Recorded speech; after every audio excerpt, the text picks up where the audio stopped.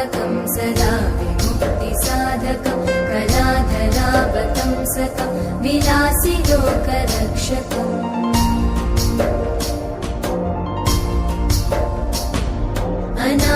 अनायकैकनायकं विनाशिते भदैत्यकं नताशुभाशुनाशकं नमामि तं विनायकम्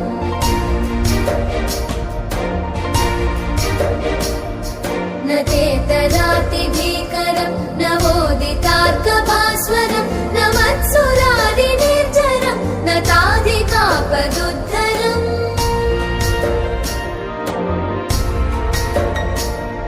सुरेश्वरं निधीश्वरं गजेश्वरं गणेश्वरं महेश्वरं तमाश्रये परात्परं निरन्तरम्